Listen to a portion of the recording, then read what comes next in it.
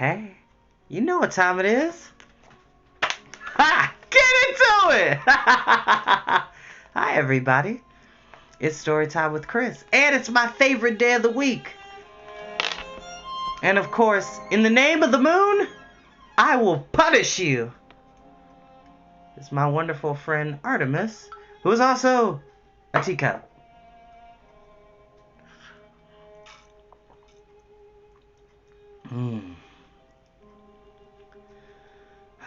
The new moon is going to be out at midnight officially.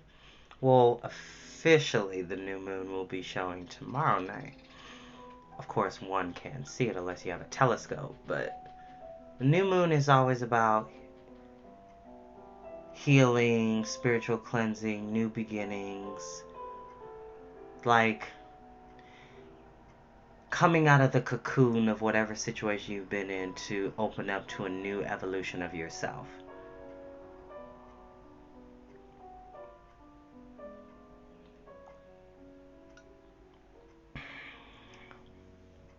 Hope everybody's having a good night so far.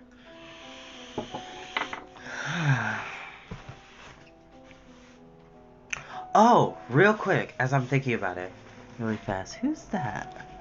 Yeah, I see. Oh, hey! How's it going, Miss Sherry? For those of my friends and fans that are manga fans, if anybody's reading Jujutsu Kaisen, if you didn't know, unfortunately, the creator is on a medical hiatus indefinitely with this series because he has not been doing too well with his personal health. So prayers and shout outs to him. Jujutsu Kaisen is an amazing series. I wish I could read it all here, but like I said, I don't have the means to like narrate manga and comics on this channel and whatnot. But hopefully if I have friends that are super skilled in that area, you can help me with that. But yeah, shout out to Jujutsu Kaisen. Anybody knows me well, I'm a huge nerd. As you can see, I've got an actual Green Lantern from Green Lantern with the ring that goes with it, and the ring helps light up the lantern. I've got No Face from Spirited Away. I've got the Moon Stick from Sailor Moon, and actually a couple of the compacts. And E.T., of course, I got that when I think I was 12? Maybe I was 11? I'm not sure. I love E.T. It's one of my favorite movies. I haven't seen it in a while, though, because it always makes me cry.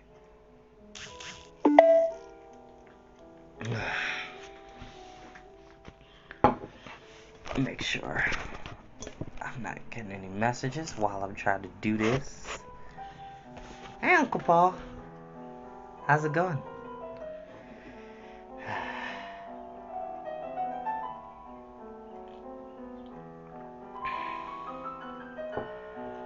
Just give you all a few more minutes to get comfortable. Love you guys. I wonder how it is back home right now. Probably, I'm assuming Cleveland was a bit rainy earlier today, but now it's really pleasant, at least out here in Yellow Springs, because the sun's come out. It was raining a lot earlier today, but that did not stop me from going to the gym, which, shout out to my friend Jennifer Bish. Pretty sure she can't see this because she's not on Facebook as much, but she is on Instagram. And Jen gave me some really helpful workout advice, and it has been quite beneficial to say the least. David, hey, buddy. Oh my goodness. Oh, it's raining still? Oh man. Well, I like the rain. Like, I think I never see the rain as a negative. 1, it's a good day to clean up the house. 2, it's a great day to read a book. 3, it's also a really good day to watch a movie you haven't seen or a movie you've been planning on seeing in the comfort of your home.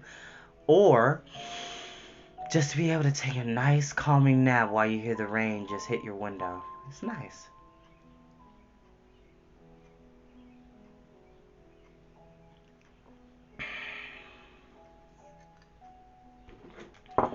But we are going to get started on the silver chair. And the last time we were here, the Black Knight actually was Prince Rillian under a spell by the Lady of the Green Kirtle. Now, even though technically speaking who I believe the Lady of the Green Kirtle actually is, has been confirmed that that is not who I thought it was. I'm still sticking with my headcanon that, and spoiler alert for those who have not been with us for most of this Chronicles of Narnia set of readings, I strongly believe that the Lady of the Green Kirtle is a reincarnation of Jadis, the White Witch from The Lion, the Witch, and the Wardrobe, who also originally was Jadis, the Queen of Charn from The Magician's Nephew. I strongly believe that that is who she is, and I'm going to stick to that. Loving the flute, because that actually works for the chapter we're about to read.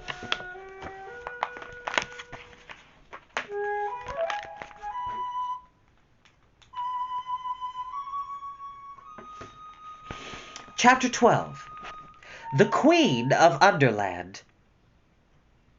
2 Earthmen entered, but instead of advancing into the room, they placed themselves one on each side of the door and bowed deeply. They were followed immediately by the last person whom anyone had expected or wished to see. The Lady of the Green Kirtle, the Queen of Underland. She stood dead still in the doorway, and they could see her eyes moving as she took in the situation. The 3 strangers, the silver chair destroyed, and the prince free with his sword in his hand. She turned very white, but Jill thought it was the sort of whiteness that comes over some people's faces not when they are frightened, but when they are angry. For a moment the witch fixed her eyes on the prince, and there was murder in them. Then she seemed to change her mind. "Leave us," she said to the 2 Earthmen, "and let none disturb us till I call, on pain of death." The gnomes padded away obediently, and the witch queen shut and locked the door.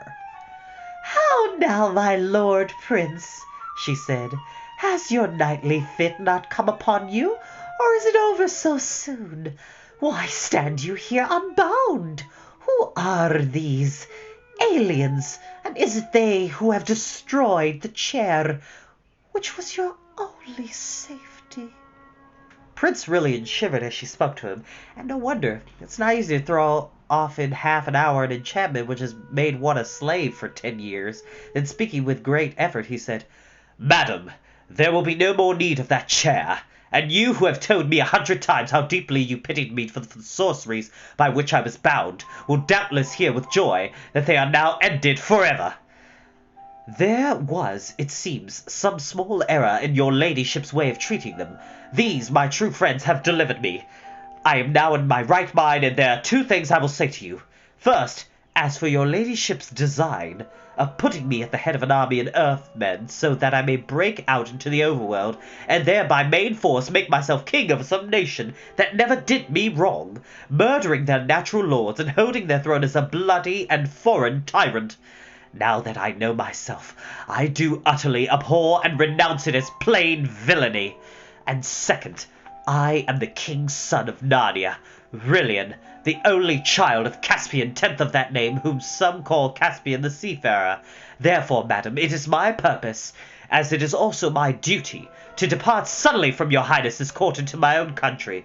Please it you to grant me and my friends safe conduct and a guide through your dark realm." Now the queen said nothing at all, but moved gently across the room, always keeping her face and eyes very steadily toward the prince.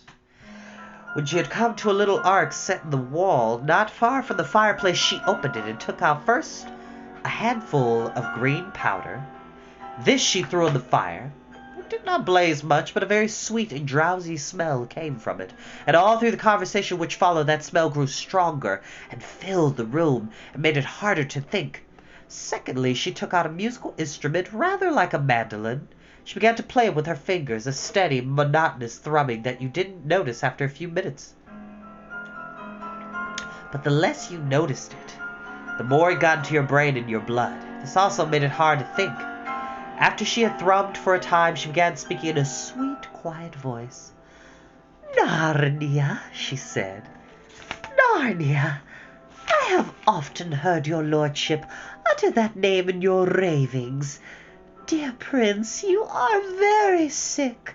There is no land called Narnia." Yes, there is, though, Mom, said Puddleglum. You see, I happen to have lived there all my life. Indeed, said the witch. Tell me, I pray you, where that country is. Up there, said Puddleglum stoutly, pointing overhead. I don't know exactly where. How, said the Queen with a kind, soft, musical laugh. Is there a country up among the stones and mortar of the roof? No, said Puddleglum, struggling a little to get his breath. It's in Overworld. And what, oh where, pray, is this, how do you call it, the Overworld? Oh, don't be silly, said Eustace, who was fighting hard against the enchantment of the sweet smell and the thrumming. As if you didn't know. It's up above, up where you can see the sky and the sun and the stars. Why, you've been there yourself. We met you there. I cry you mercy, little brother, laughed the witch. I have no memory of that meeting. But we often meet our friends in strange places when we dream, and unless all dreamed alike, you must not ask them to remember it.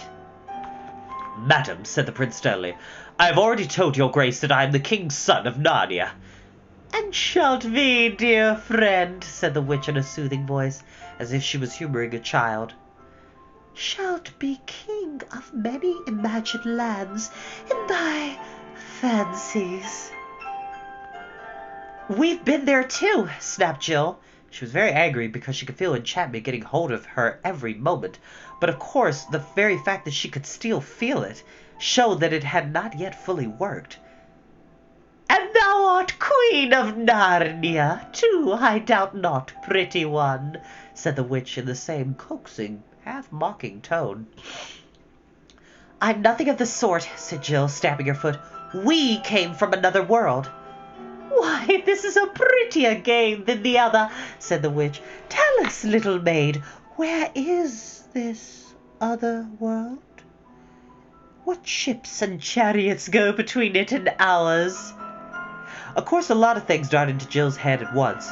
Experiment house, Adela Pennyfather, her own home, radio sets, cinemas, cars, airplanes, ration books, queues, but they seemed dim and far away.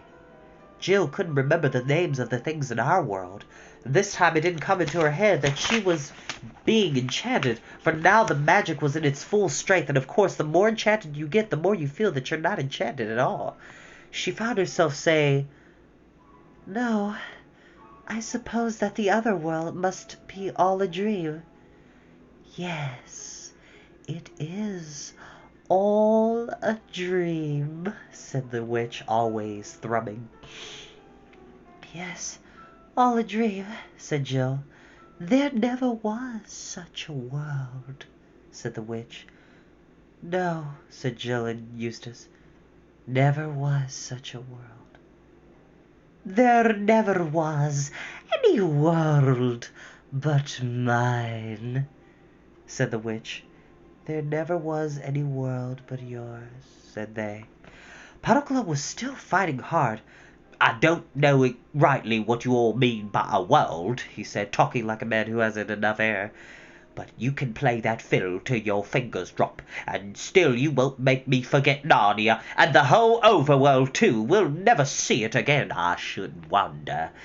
You may have blotted it out and turned it dark like this, for all I know, nothing more likely. But I know I was there once. I've seen the sky full of stars. I've seen the sun coming up out of the sea of a morning and sinking behind the mountains at night, and I've seen him in the midday sky when I couldn't look at him for brightness. Puddleglum's words had a very rousing effect. The other three all breathed again and looked at one another like people newly awakened. Why, there it is, cried the prince, of course. The blessing of Aslan upon this honest Marshwiggle. We've all been dreaming these last few minutes. How could we have forgotten it? Of course we've all seen the sun. By Jove, so we have, said Eustace. Good for you, Puddleglum. You're the only one of us with any sense, I do believe. Then came the witch's voice, cooing softly like the voice of a wood-pigeon from the high elms in an old garden at 3 o'clock in the middle of a sleepy summer afternoon. And she said, So there it is, the Lady of the Green Kirtle playing her music to try to hypnotize her. She is shady. It's what you call a shady girl. Remember that, kids. What is this sun that you all speak of? Do you mean anything by the word? Yes, we jolly well do, said Eustace. Can you tell me what it's like? Asked the witch. Please it your grace, said the prince very coldly and politely. You see that lamp? It is round and yellow, and gives light to the whole room, and hangeth moreover from the roof. Now that thing which we call the sun is like that lamp, only far greater and brighter. It giveth light to the whole overworld, and hangeth in the sky. Hangeth from what, my lord? Asked the witch. And then while they were all still thinking how to answer her, she added, with another of her soft silver laughs,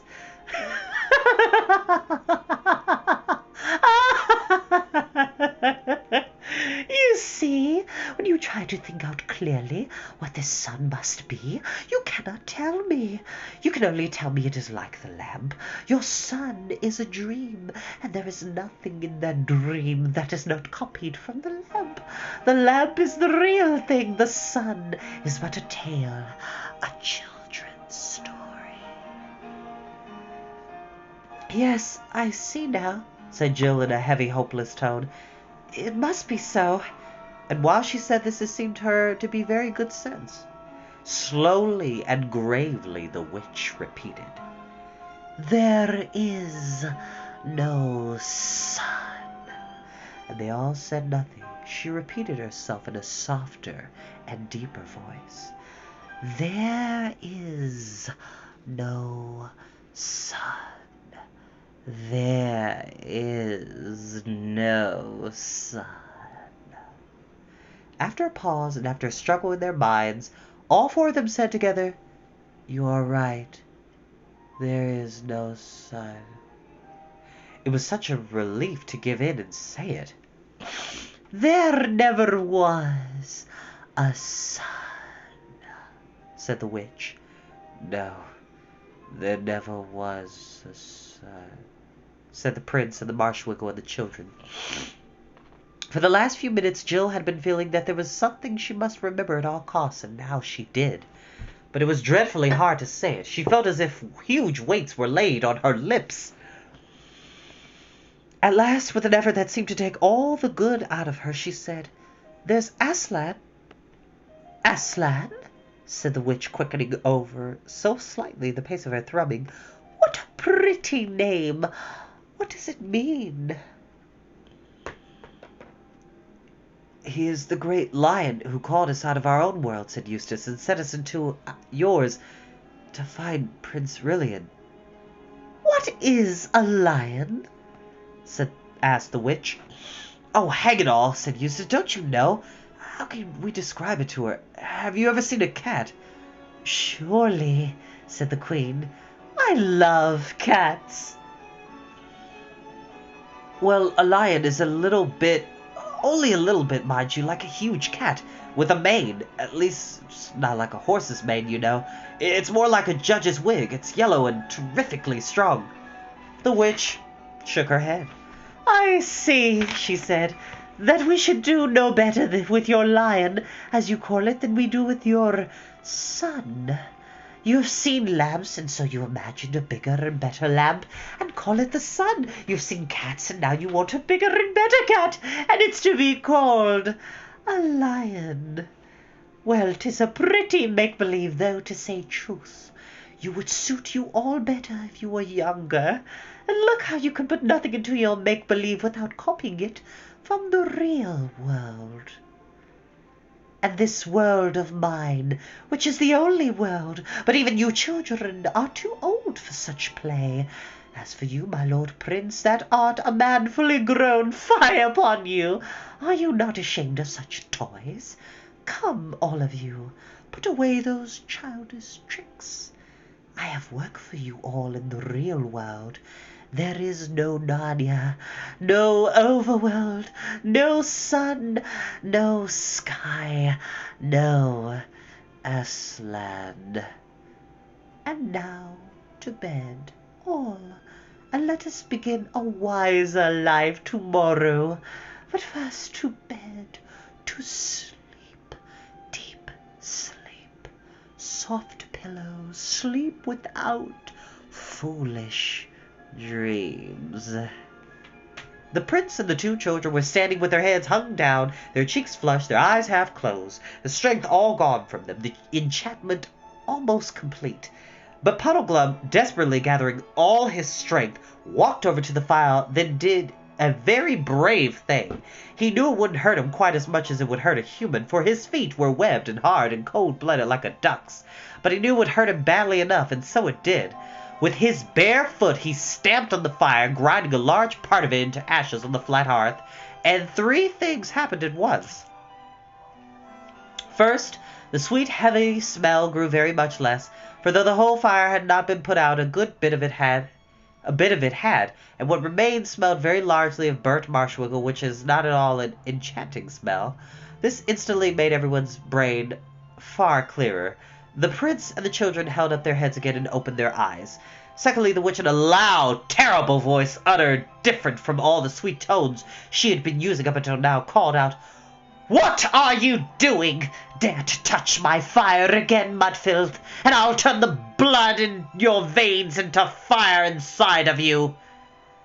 Thirdly, the pain itself made Puddleglum's head for a moment perfectly clear, and he knew exactly what he really thought. There is nothing like a good shock of pain for dissolving certain kinds of magic. "One word, Mom," he said, coming back from the fire, limping because of the pain. "One word. All you've been saying is quite right. I shouldn't wonder. I'm a chap who's always liked to know the worst and then put the best face I can on it, so I won't deny any of what you say. But there's one thing more to be said. Even so, suppose we have only dreamed or made up all those things, trees and grass and sun and moon and stars and Aslan himself. Suppose we have.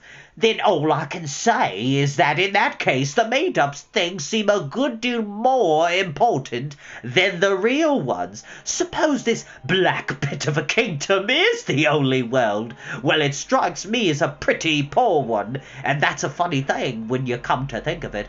We're just babies making up a game, if you're right. But 4 babies playing a game can make a play world which licks your real one hollow. That's why I'm going to stand by the play world. I'm on Aslan's side if there isn't any Aslan to lead it. I'm going to live as like a Narnian as I can, even if there isn't any Narnia. So thanking you kindly for our supper, if these 2 gentlemen and the young lady are ready, we're leaving your court and looking for Overland. Not that our lives will be very long, I should think, but that's small loss if this world's as dull as a place as you say." "Oh, hurrah!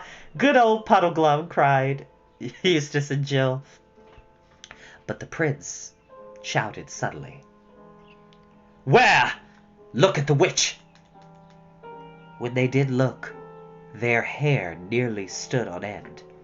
The instrument dropped from her hands. Her arms appeared to be fastened to her sides. Her legs were entwined with each other, and her feet had disappeared. The long green train of her skirt thickened and grew solid, and seemed to be all one piece with the writhing green pillar of her interlocked legs. And that writhing green pillar was curving and swaying as if it had no joints, or else were all joints.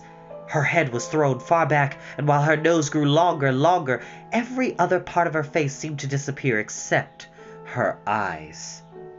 Huge flaming eyes they were now, without brows or lashes. All this takes time to write down. It happened so quickly that there was only just time to see it. Long before there was time to do anything, the change was complete. The great serpent, which the witch had become, green as poison, thick as Jill's waist, had flung 2 or 3 coils of its loathsome body round the prince's legs. Quick as lightning, another great loop darted round, intending to pinion his sword arm to his side. But the prince was just in time. He raised his arms and got them clear. The living knot closed only round his chest, ready to crack his ribs like firewood when it drew tight. The prince caught the creature's neck in his left hand, trying to squeeze it till it choked. This held its face, if you could call it a face, about 5 inches from his own. The forked tongue flickered horribly in and out, but could not reach him. With his right hand, he drew back his sword for the strongest blow he could give. Meanwhile, Eustace and Puddleglum had drawn their weapons and rushed to his aid. All 3 blows fell at once. Eustace's, which did not even pierce the scales and did no good on the body of the snake below the prince's hand, but the prince's own blow had, and Puddleglum's, both on its neck. Even that did not quite kill it, though it began to loosen its hold on Rillian's legs and chest. With repeated blows, they hacked off its head. The horrible thing went uncoiling and moving like a bit of wire long after it had died, and the floor, as you might imagine, was a nasty mess.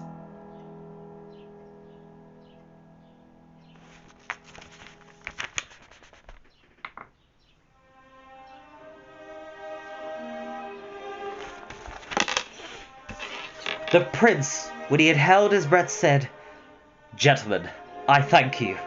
Then the 3 conquerors stood staring at one another and panting, without another word for a long time. Jill had very wisely sat down and was keeping quiet. She was saying to herself, "I do hope I don't faint, or blub, or do anything idiotic." "My royal mother is avenged," said Rillian presently.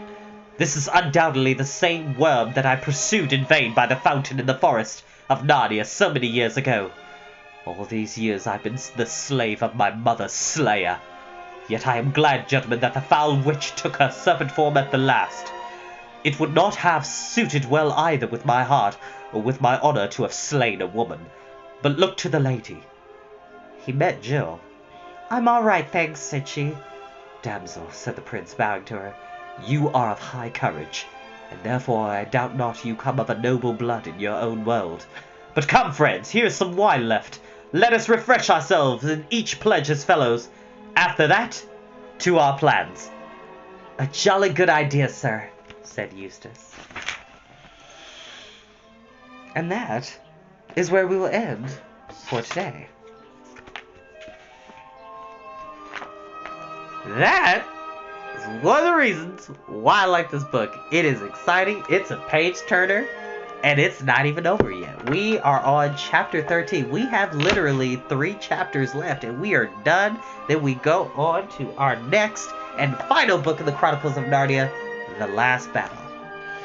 And then after that, we're going to switch it up to a bit of more lighter reading before we get to our reading of the Redwall series, which we will be reading the first book, Redwall, and then we'll be reading the prequel to that, which technically would be Martin the Warrior.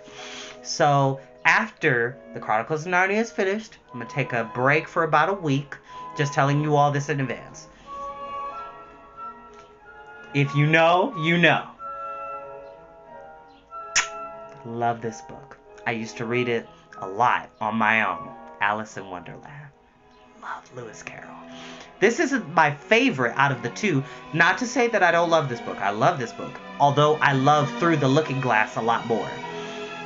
And then the next book we will be reading after that, which is a bit more shorter, Peter S. Beagle's The Last Unicorn.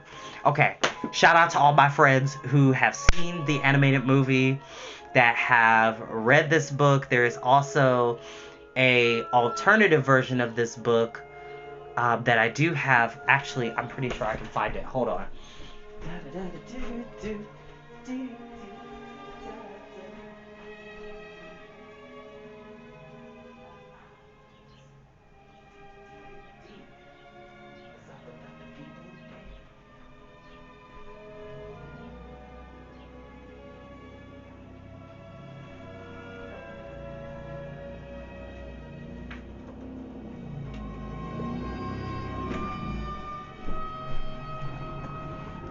So, as any good writer knows, your rough draft is not always going to be your final product. And so Peter S. Beagle had a rough draft version of The Last Unicorn story that came out a few years back called The Lost Journey. So this is, like I said, an alternative telling of The Last Unicorn. Like I said, this is the rough draft version. And honestly, y'all, it's pretty great. It's a wonderful read. It's not that long. that would be dependent on if y'all want me to read that or not. And like I always say, if you all have books you want me to read, just message me or write me a letter. Yeah, I would love for you all to write me letters and bring in your requests or how you feel about Storytime with Chris. I'd really appreciate that. And shout out to my friend Chris Wyatt, because if anybody knows me well, I love multiple pantheons of mythology. One of my favorites is Welsh mythology. And if you know, you know Lloyd Alexander is an incredible writer. And I think I'm missing one out of the 5. But I have most of Lloyd Alexander's The Chronicles of Prydain, aka, for those who don't know, the Disney film, The Black Cauldron. Shout out to my mom, because she was the one who bought me that movie at a very young age, and I love it. The Black Cauldron is one of my favorite movies of all time. It's amazing. So I have the first one, the Book of 3, and then I have, technically, I got these a little bit out of order, I apologize. The Black Cauldron, which I love this art style. So we got that, and then we got the Castle of Lear.